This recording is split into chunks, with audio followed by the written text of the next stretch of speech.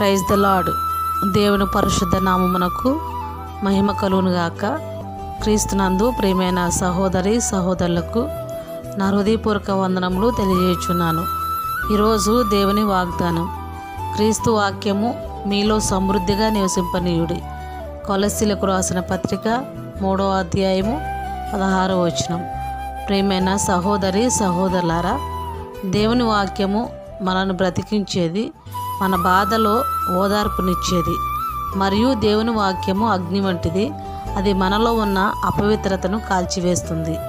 దేవుని వాక్యము సుత్తి వంటిది, అది బండలాంటి హృదయాలను బద్దలు కొడుతుంది. దేవుని వాక్యము సబ్బు వంటిది, మనలో ఉన్న పాపపు మురికిని తొలగిస్తుంది. దేవుని వాక్యము అద్దము వంటిది, అది మనలో ఉన్న లోపములను సరిచేస్తుంది. ఇటువంటి వాక్యము మన హృదయంలో ఉండుట మనకు ఆశీర్వాదకరము. దేవుని ఎదుట మనము పరిశుద్ధంగా జీవించాలంటే మనలో దేవుని వాక్యం ఉండాలి.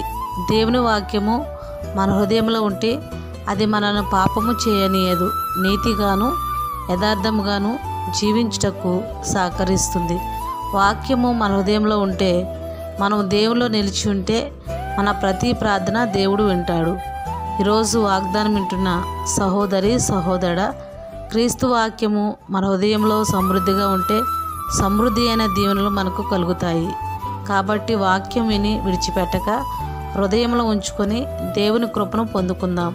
ఈరోజు ఈ వాగ్దానము దేవుడు మన జీవితంలో నెరవేర్చునుగాక.